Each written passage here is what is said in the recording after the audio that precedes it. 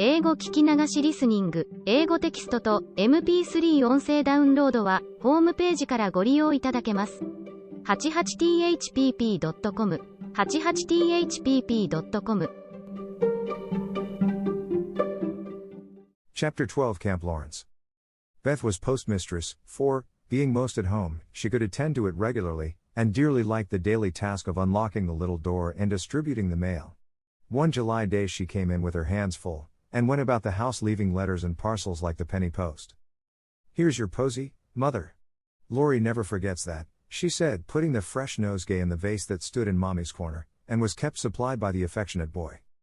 "Miss Meg March, one letter and a glove," continued Beth, delivering the articles to her sister, who sat near her mother, stitching wristbands. "Why, I left a pair over there, and here is only one," said Meg, looking at the gray cotton glove. "Didn't you drop the other in the garden?"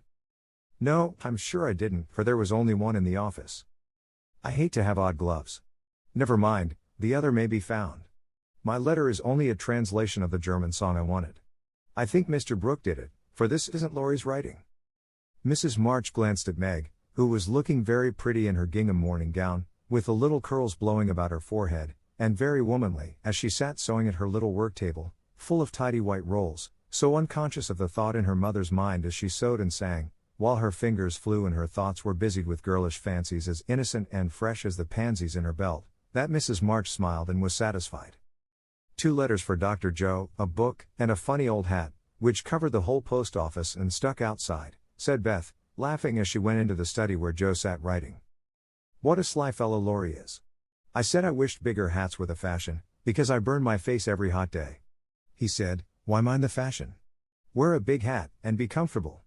I said I would if I had one, and he has sent me this, to try me. I'll wear it for fun, and show him I don't care for the fashion." And hanging the antique broad brim on a bust of Plato, Joe read her letters. One from her mother made her cheeks glow and her eyes fill, for it said to her, "My dear, I write a little word to tell you with how much satisfaction I watch your efforts to control your temper. You say nothing about your trials, failures, or successes, and think, perhaps, that no one sees them but the friend whose help you daily ask, if I may trust the well-worn cover of your guidebook. I, too, have seen them all, and heartily believe in the sincerity of your resolution, since it begins to bear fruit. Go on, dear, patiently and bravely, and always believe that no one sympathizes more tenderly with you than your loving Mother." That does me good. That's worth millions of money and pecks of praise. Oh, Mommy, I do try. I will keep on trying, and not get tired, since I have you to help me. Laying her head on her arms, Joe wet her little romance with a few happy tears, for she had thought that no one saw and appreciated her efforts to be good, and this assurance was doubly precious, doubly encouraging, because unexpected and from the person whose commendation she most valued. Feeling stronger than ever to meet and subdue her Apollyon, she pinned the note inside her frock, as a shield and a reminder, lest she be taken unaware, and proceeded to open her other letter, quite ready for either good or bad news. In a big, dashing hand, Laurie wrote, "Dear Joe, what ho! Some English girls and boys are coming to see me tomorrow and I want to have a jolly time. If it's fine, I'm going to pitch my tent in Longmeadow, and row up the whole crew to lunch and croquet, have a fire, make messes, gypsy fashion, and all sorts of larks. They are nice people, and like such things. Brooke will go to keep us boys steady, and Kate Vaughn will play propriety for the girls. I want you all to come, can't let Beth off at any price, and nobody shall worry her. Don't bother about rations, I'll see to that and everything else, only do come, there's a good fellow. In a tearing hurry, yours ever, Laurie." "Here's richness," cried Joe, flying in to tell the news to Meg. "Of course we can go, Mother. It will be such a help to Laurie, for I can row, and Meg see to the lunch, and the children be useful in some way. I hope the Vaughns are not fine grown-up people. Do you know anything about them, Joe?" asked Meg. "Only that there are 4 of them. Kate is older than you, Fred and Frank, twins, about my age, and a little girl, Grace, who is 9 or 10. Laurie knew them abroad, and liked the boys. I fancied, from the way he primed up his mouth in speaking of her, that he didn't admire Kate much. I'm so glad my French print is clean, it's just the thing and so becoming," observed Meg complacently. "Have you anything decent, Joe?" "Scarlet and gray boating suit, good enough for me. I shall row and tramp about, so I don't want any starch to think of. You'll come, Betty? If you won't let any boys talk to me." "Not a boy. I like to please Laurie, and I'm not afraid of Mr. Brooke, he is so kind. But I don't want to play, or sing, or say anything. I'll work hard and not trouble anyone, and you'll take care of me, Joe, so I'll go. That's my good girl. You do try to fight off your shyness, and I love you for it. Fighting faults isn't easy, as I know, and a cheery word kind of gives a lift. Thank you, Mother, and Joe gave the thin cheek a grateful kiss, more precious to Mrs. March than if it had given back the rosy roundness of her youth. I had a box of chocolate drops, and the picture I wanted to copy, said Amy, showing her mail. And I got a note from Mr. Lawrence, asking me to come over and play to him tonight, before the lamps are lighted, and I shall go, added Beth, whose friendship with the old gentleman prospered finely. Now let's fly round, and do double duty today so that we can play tomorrow with free minds, said Joe, preparing to replace her pen with a broom. When the sun peeped into the girls' room early next morning to promise them a fine day, he saw a comical sight. Each had made such preparation for the fete as seemed necessary and proper. Meg had an extra row of little curl papers across her forehead, Joe had copiously anointed her afflicted face with cold cream, Beth had taken Joanna to bed with her to atone for the approaching separation, and Amy had capped the climax by putting a clothespin on her nose to uplift the offending feature. It was one of the kind artists used to hold the paper on their drawing boards, therefore quite appropriate and effective for the purpose it was now being put. This funny spectacle appeared to amuse the son, for he burst out with such radiance that Joe woke up and roused her sisters by a hearty laugh at Amy's ornament. Sunshine and laughter were good omens for a pleasure party, and soon a lively bustle began in both houses. Beth, who was ready first, kept reporting what went on next door, and enlivened her sisters' toilets by frequent telegrams from the window. There goes the man with the tent. I see Mrs. Barker doing up the lunch in a hamper in a great basket. Now Mr. Lawrence is looking up at the sky and the weathercock. I wish he would go too. There's Laurie, looking like a sailor, nice boy. Oh mercy me. Here's a carriage full of people, a tall lady, a little girl, and two dreadful boys. One is lame, poor thing, he's got a crutch. Laurie didn't tell us that. Be quick, girls. It's getting late. Why, there is Ned Moffat, I do declare. Meg, isn't that the man who bowed to you one day when we were shopping? So it is. How queer that he should come. I thought he was at the mountains. There is Sally. I'm glad she got back in time. Am I all right, Joe? Cried Meg in a flutter. A regular daisy. Hold up your dress and put your hat on straight, it looks sentimental tip that way and will fly off at the first puff. Now then, come on. Oh, Joe, you are not going to wear that awful hat? It's too absurd. You shall not make a guy of yourself, remonstrated Meg, as Joe tied down with a red ribbon the broad-brimmed, old-fashioned leghorn Laurie had sent for a joke. I just will, though, or it's capital, so shady, light, and big. It will make fun, and I don't mind being a guy if I'm comfortable. With that Joe marched straight away and the rest followed, a bright little band of sisters, all looking their best in summer suits, with happy faces under the jaunty hat brims. Laurie ran to meet and present them to his friends in the most cordial manner. The lawn was the reception room, and for several minutes a lively scene was enacted there. Meg was grateful to see that Miss Kate, though 20, was dressed with a simplicity which American girls would do well to imitate, and who was much flattered by Mr. Ned's assurances that he came especially to see her. Joe understood why Laurie primed up his mouth when speaking of Kate, for that young lady had a standoff don't touch me air, which contrasted strongly with the free and easy demeanor of the other girls. Beth took an observation of the new boys and decided that the lame one was not dreadful, but gentle and feeble, and she would be kind to him on that account. Amy found Grace a well-mannered, merry, little person, and after staring dumbly at one another for a few minutes, they suddenly became very good friends. Tents, lunch, and croquet utensils having been sent on beforehand, the party was soon embarked, and the two boats pushed off together, leaving Mr. Lawrence waving his hat on the shore. Laurie and Joe rowed one boat, Mr. Brooke and Ned the other, while Fred Vaughn, the riotous twin, did his best to upset both by paddling about in a wherry like a disturbed water bug. Joe's funny hat deserved a vote of thanks, for it was of general utility. It broke the ice in the beginning by producing a laugh, it created quite a refreshing breeze, flapping to and fro as she rowed, and would make an excellent umbrella for the whole party, if a shower came up, she said. Miss Kate decided that she was odd, but rather clever, and smiled upon her from afar. Meg, in the other boat, was delightfully situated, face to face with the rowers, who both admired the prospect and feathered their oars with uncommon skill and dexterity. Mr. Brooke was a grave, silent young man, with handsome brown eyes and a pleasant voice. Meg liked his quiet manners and considered him a walking encyclopedia of useful knowledge. He never talked to her much, but he looked at her a good deal, and she felt sure that he did not regard her with aversion. Ned, being in college, of course put on all the airs which freshmen think it their bounden duty to assume. He was not very wise, but very good-natured, and altogether an excellent person to carry on a picnic. Sally Gardner was absorbed in keeping her white piqué dress clean and chattering with the ubiquitous Fred, who kept Beth in constant terror by his pranks. It was not far to Longmeadow, but the tent was pitched and the wickets down by the time they arrived. A pleasant green field, with 3 wide spreading oaks in the middle and a smooth strip of turf for croquet. "Welcome to Camp Lawrence," said the young host, as they landed with exclamations of delight.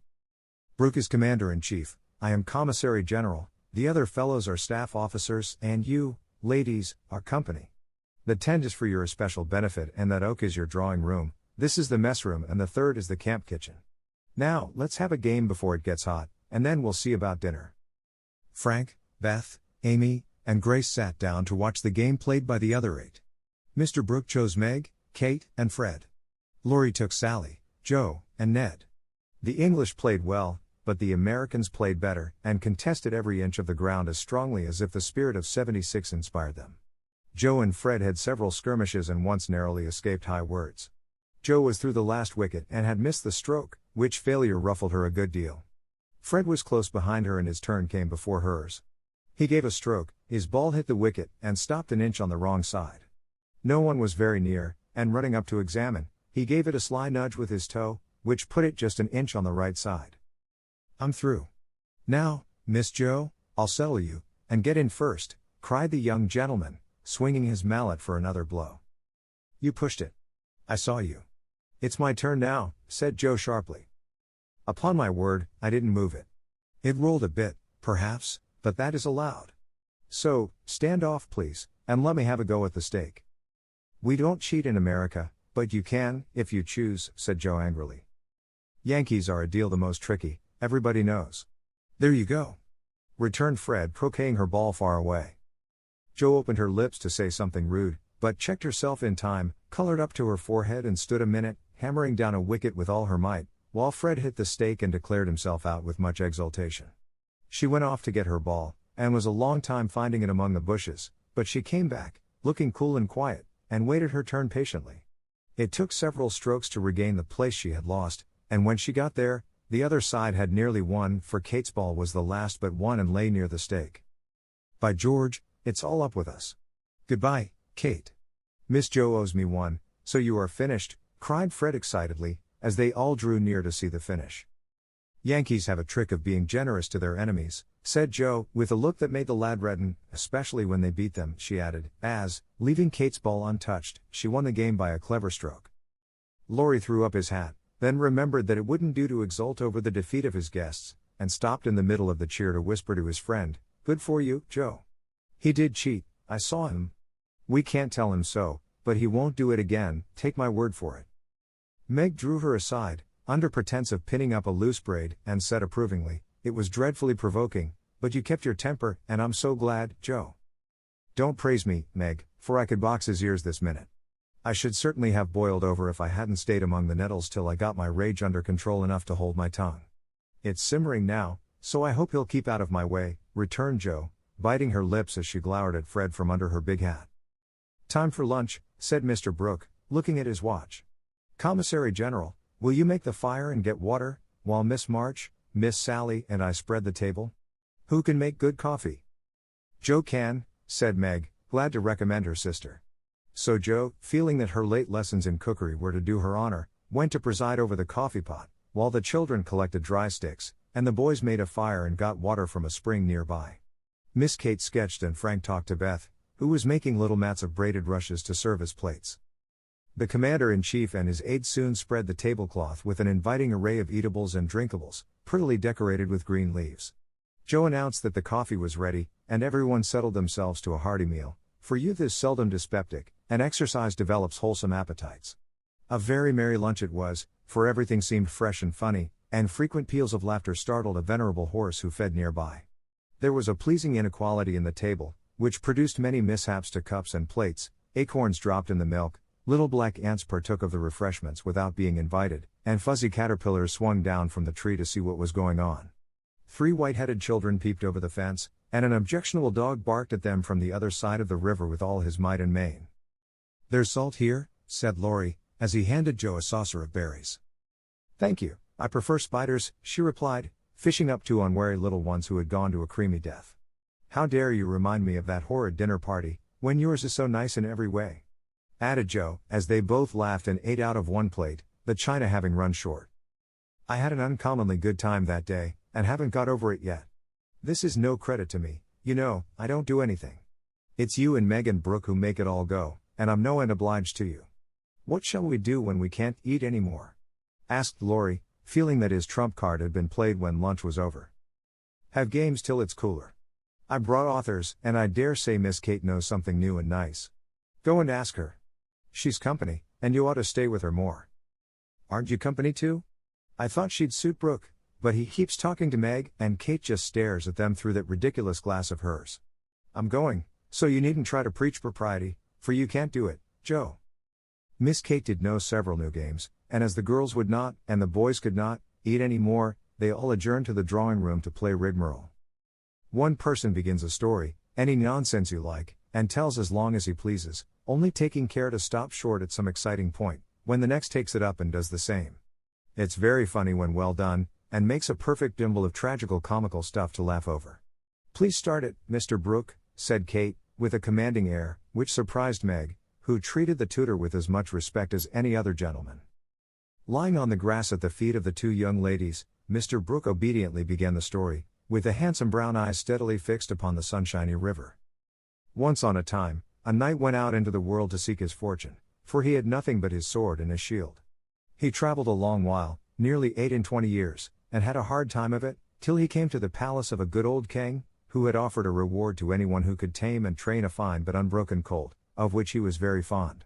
The knight agreed to try, and got on slowly but surely, for the colt was a gallant fellow, and soon learned to love his new master, though he was freakish and wild. Every day, when he gave his lessons to this pet of the king's, the knight rode him through the city, and as he rode, he looked everywhere for a certain beautiful face, which he had seen many times in his dreams, but never found. One day, as he went prancing down a quiet street, he saw at the window of a ruinous castle the lovely face. He was delighted, inquired who lived in this old castle, and was told that several captive princesses were kept there by a spell, and spun all day to lay up money to buy their liberty. The knight wished intensely that he could free them, but he was poor and could only go by each day, watching for the sweet face and longing to see it out in the sunshine. At last he resolved to get into the castle and ask how he could help them. He went and knocked. The great door flew open, and he beheld a ravishingly lovely lady, who exclaimed, with a cry of rapture, "At last! At last!" Continued Kate, who had read French novels, and admired the style. "'Tis she!" cried Count Gustave, and fell at her feet in an ecstasy of joy. "Oh, rise!" she said, extending a hand of marble fairness. "Never! Till you tell me how I may rescue you," swore the knight, still kneeling. "Alas, my cruel fate condemns me to remain here till my tyrant is destroyed. Where is the villain?" "In the Mauve Salon." "Go, brave heart, and save me from despair." "I obey, and return victorious or dead." With these thrilling words he rushed away, and flinging open the door of the Mauve Salon, was about to enter, when he received a stunning blow from the big Greek lexicon, which an old fellow in a black gown fired at him, said Ned. Instantly, Sir What's-his-name recovered himself, pitched the tyrant out of the window, and turned to join the lady, victorious, but with a bump on his brow, found the door locked, tore up the curtains, made a rope ladder, got halfway down when the ladder broke, and he went headfirst into the moat, 60 feet below. Could swim like a duck, paddled round the castle till he came to a little door guarded by two stout fellows, knocked their heads together till they cracked like a couple of nuts, then, by a trifling exertion of his prodigious strength, he smashed in the door, went up a pair of stone steps covered with dust a foot thick, toads as big as your fist, and spiders that would frighten you into hysterics, Miss March. At the top of these steps he came plump upon a sight that took his breath away and chilled his blood. A tall figure, all in white with a veil over its face and a lamp in its wasted hand, went on Meg. It beckoned, gliding noiselessly before him down a corridor as dark and cold as any tomb. Shadowy effigies in armor stood on either side, a dead silence reigned, the lamp burned blue, and the ghostly figure ever and anon turned its face toward him, showing the glitter of awful eyes through its white veil. They reached a curtained door, behind which sounded lovely music. He sprang forward to enter, but the spectre plucked him back, and waved threateningly before him. Snuffbox, said Joe, in a sepulchral tone, which convulsed the audience. Thanky, said the knight politely, as he took a pinch and sneezed 7 times so violently that his head fell off. Ha! Ha! Laughed the ghost, and having peeped through the keyhole at the princess's spinning away for dear life, the evil spirit picked up her victim and put him in a large tin box, where there were 11 other knights packed together without their heads, like sardines, who all rose and began to dance a hornpipe, cut in Fred, as Joe paused for breath, and, as they danced, the rubbishy old castle turned to a man-of-war in full sail. Up with the jib, reef the topsail halyards, helm heartily, and man the guns! Roared the captain, as a Portuguese pirate hove in sight, with a flag black as ink flying from her foremast. Go in and win, my hearties, says the captain, and a tremendous fight began. Of course the British beat, they always do. No, they don't, cried Joe, aside. Having taken the pirate captain prisoner, sailed slap over the schooner, whose decks were piled high with dead and whose lee scuppers ran blood, for the order had been cutlasses, and die hard. Boatswain's mate, take a bite of the flying jib sheet, and start this villain if he doesn't confess his sins double quick, said the British captain. The Portuguese held his tongue like a brick, and walked the plank, while the jolly tars cheered like mad. But the sly dog dived, came up under the man-of-war, scuttled her, and down she went, with all sail set, to the bottom of the sea, where? Oh gracious! What shall I say? Cried Sally, as Fred ended his rigmarole, in which he had jumbled together pell-mell nautical phrases and facts out of one of his favorite books. Well, they went to the bottom, and a nice mermaid welcomed them, but was much grieved on finding the box of headless knights, and kindly pickled them in brine, hoping to discover the mystery about them, for being a woman, she was curious.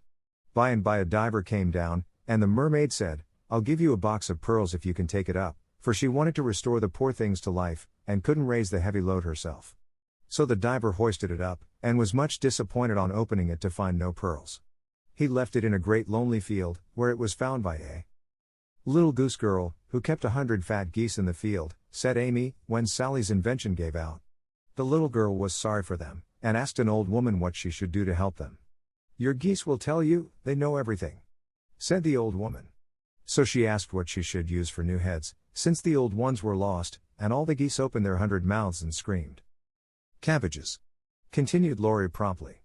Just the thing, said the girl, and ran to get 12 fine ones from her garden. She put them on, the knights revived at once, thanked her, and went on their way rejoicing, never knowing the difference, for there were so many other heads like them in the world that no one thought anything of it.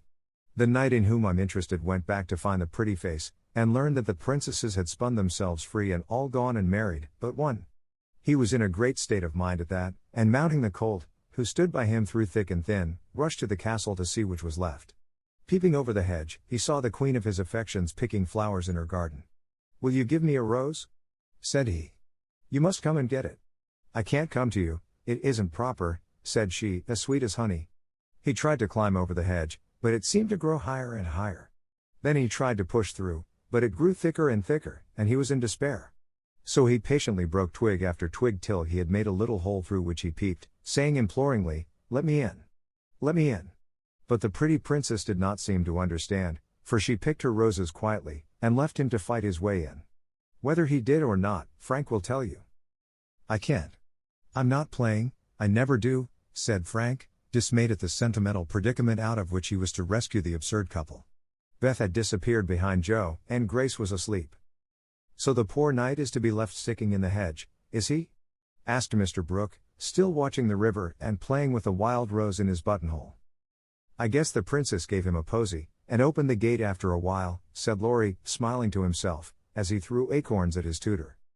What a piece of nonsense we have made. With practice we might do something quite clever. Do you know Truth? I hope so, said Meg soberly. The game, I mean? What is it? Said Fred.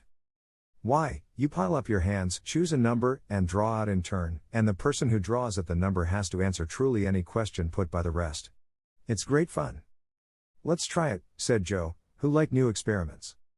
Miss Kate and Mr. Brooke, Meg, and Ned declined, but Fred, Sally, Joe, and Laurie piled and drew, and the lot fell to Laurie. Who are your heroes? Asked Joe. Grandfather and Napoleon. Which lady here do you think prettiest? Said Sally. Margaret. Which do you like best? From Fred. Joe, a horse. What silly questions you ask. And Joe gave a disdainful shrug as the rest laughed at Laurie's matter-of-fact tone. Try again. Truth isn't a bad game, said Fred. It's a very good one for you, retorted Joe in a low voice. Her turn came next. What is your greatest fault? Asked Fred, by way of testing in her the virtue he lacked himself. A quick temper. What do you most wish for? Said Laurie. A pair of boot lacings, returned Joe, guessing and defeating his purpose. Not a true answer. You must say what you really do want most. Genius. Don't you wish you could give it to me, Laurie? And she slyly smiled in his disappointed face. What virtues do you most admire in a man? Asked Sally. Courage and honesty. Now my turn, said Fred, as his hand came last. Let's give it to him, whispered Laurie to Joe, who nodded and asked at once. Didn't you cheat at croquet? Well, yes, a little bit. Good. Didn't you take your story out of the sea lion? Said Laurie. Rather. Don't you think the English nation perfect in every respect? Asked Sally. I should be ashamed of myself if I didn't. He's a true John Bull. Now, Miss Sally, you shall have a chance without waiting to draw. I'll harrow up your feelings first by asking if you don't think you are something of a flirt, said Laurie, as Joe nodded to Fred as a sign that peace was declared. You impertinent boy. Of course I'm not, exclaimed Sally, with an air that proved the contrary. What do you hate most? Asked Fred. Spiders and rice pudding. What do you like best? Asked Joe. Dancing in French gloves. Well, I think truth is a very silly play. Let's have a sensible game of authors to refresh our minds, proposed Joe. Ned, Frank, and the little girls joined in this, and while it went on, the three elders sat apart, talking. Miss Kate took out her sketch again, and Margaret watched her, while Mr. Brooke lay on the grass with a book, which he did not read. How beautifully you do it. I wish I could draw, said Meg, with mingled admiration and regret in her voice. Why don't you learn? I should think you had taste and talent for it, replied Miss Kate graciously. I haven't time. Your mamma prefers other accomplishments, I fancy. So did mine, but I proved to her that I had talent by taking a few lessons privately, and then she was quite willing I should go on. Can't you do the same with your governess? I have none. I forgot young ladies in America go to school more than with us. Very fine schools they are, too, Papa says. You go to a private one, I suppose? I don't go at all. I am a governess myself. Oh, indeed, said Miss Kate, but she might as well have said, dear me, how dreadful. For her tone implied it, and something in her face made Meg color, and wish she had not been so frank. Mr. Brooke looked up and said quickly, young ladies in America love independence as much as their ancestors did, and are admired and respected for supporting themselves. Oh, yes, of course it's very nice and proper in them to do so.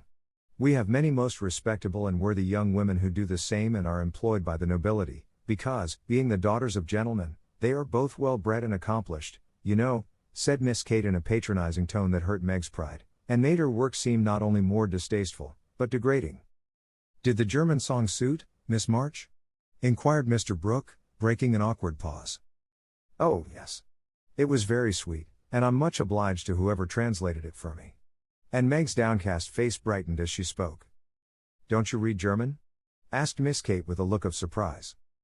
Not very well.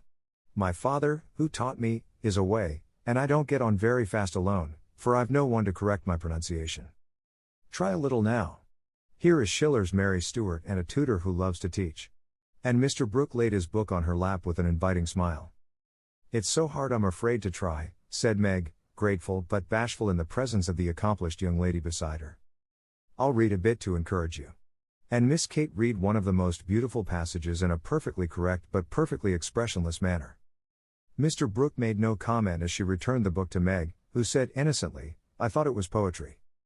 Some of it is. Try this passage. There was a queer smile about Mr. Brooke's mouth as he opened at poor Mary's lament. Meg, obediently following the long grass blade which her new tutor used to point with, read slowly and timidly, unconsciously making poetry of the hard words by the soft intonation of her musical voice. Down the page went the green guide, and presently, forgetting her listener in the beauty of the sad scene, Meg read as if alone, giving a little touch of tragedy to the words of the unhappy queen. If she had seen the brown eyes then, she would have stopped short, but she never looked up, and the lesson was not spoiled for her. Very well indeed, said Mr. Brooke, as she paused, quite ignoring her many mistakes, and looking as if he did indeed love to teach.